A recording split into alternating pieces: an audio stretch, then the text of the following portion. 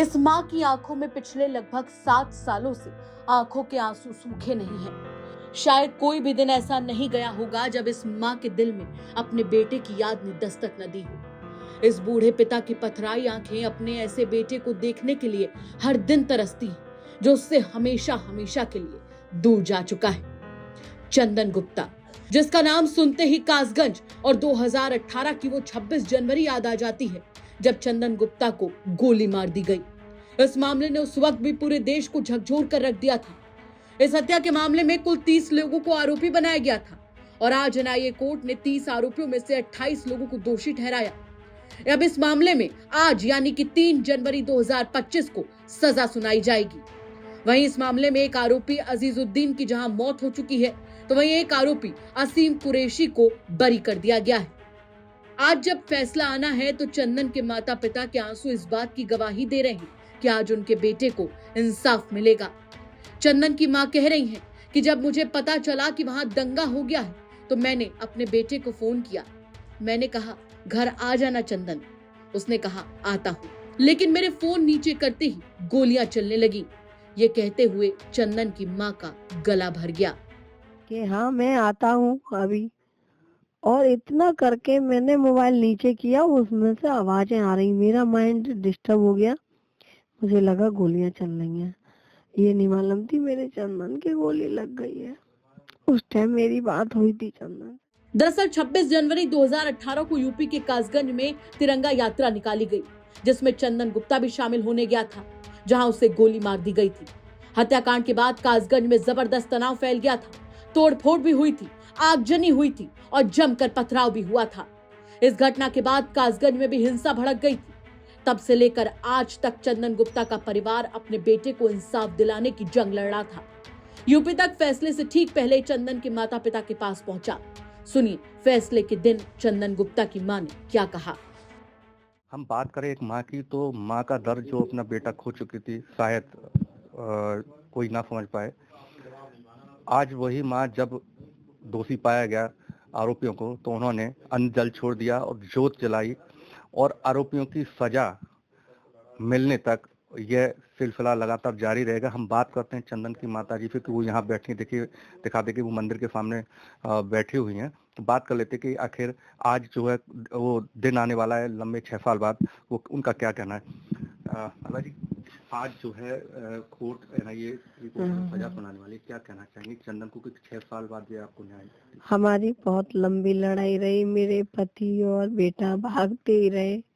लखनऊ में एक तरह से ठंड, बरसात, गर्मी सब झेला उन्होंने, और चंदन को न्याय के लिए बहुत भाग दौड़ की। उसके लिए न्याय मिलना चाहिए, दोषियों को सख्त से सख्त सजा मिलनी चाहिए।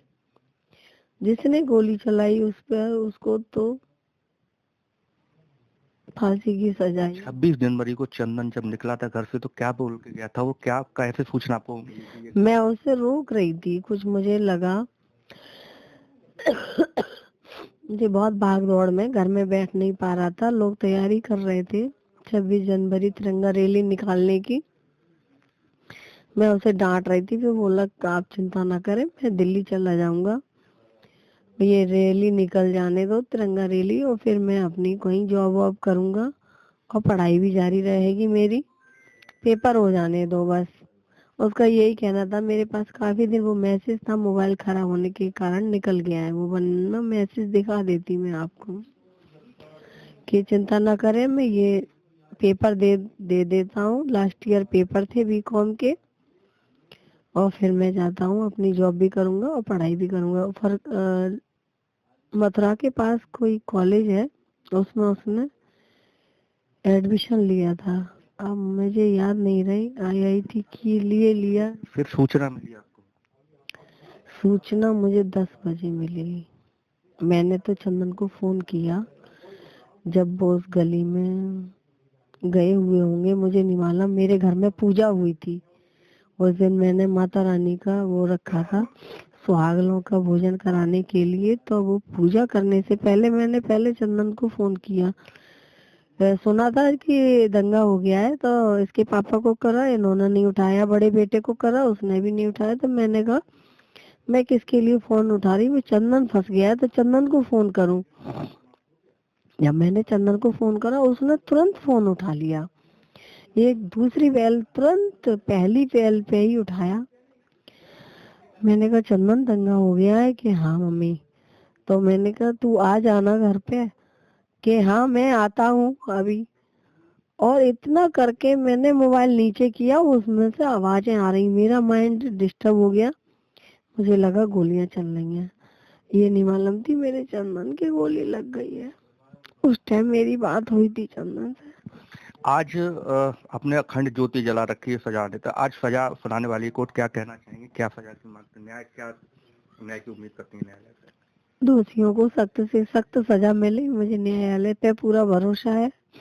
चंदन चौक का निर्माण हो और गोली चलाने वाले को फांसी की सजा दी जाए। जरा सोच कर देखिए उस माँ के दिल का हाल, जो आज भी कह रही है कि उसे ऐसा लगता है कि उसका बेटा आज भी उसके घर के आंगन में है। फिलहाल उनका लंबा इंतजार आज खत्म हो रहा है। देखना होगा कि कोर्ट की ओर से क्या फैसला चंदन गुप्ता के केस में आता है। कासगंज से देवेश पाल सिंह की रिपोर्ट, यूपी तक।